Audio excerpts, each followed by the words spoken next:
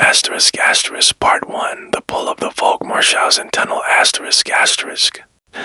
First time I set eyes on the entrance of the Volkmarshausen Tunnel, it felt like I was being lured into some cosmic dark. My friends called it a harmless adventure, a test of courage. But as I stood there alone for a moment gazing into the void that stretched endlessly before us, I felt an ancient energy seething just beyond the first shadows. It was as if the tunnel itself watched me, a thing aware, waiting for my first step into its cold, unyielding embrace. The sky overhead had grayed with clouds as we approached, a muted kind of warning. Max, the loudest among us, swaggered up with a flashlight in hand, his bravado wavering only when the light barely penetrated a few yards in, before dying in the darkness.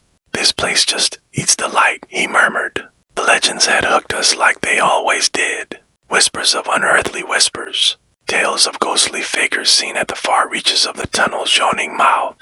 All warnings, yes, but somehow the air thrummed with a dark allure, and that draw was what compelled me to step forward.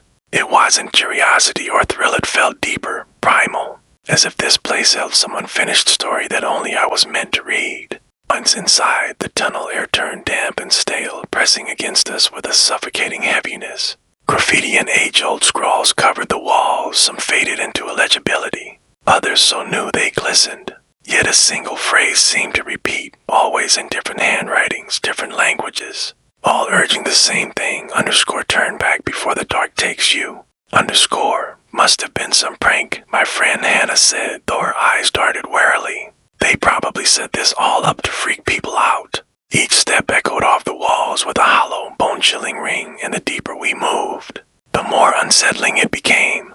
That's when we saw the first of many strange signs. Etched into the stone, barely visible, was an arrow pointing further into the depths. Beneath it were strange symbols, markings that almost looked alive under our flashlights. Shapes I couldn't name, twisting into one another, undulating in ways that seemed to shift as I blinked. "This was a mistake," Hannah whispered, her voice barely audible. As I turned to reassure her, a noise echoed from deep within the tunnel, faint, almost distant, like laughter muffled by the walls of earth around us. My heart hammered, each beat a reminder that we were far too deep now, past the point of turning back without knowing what lay ahead.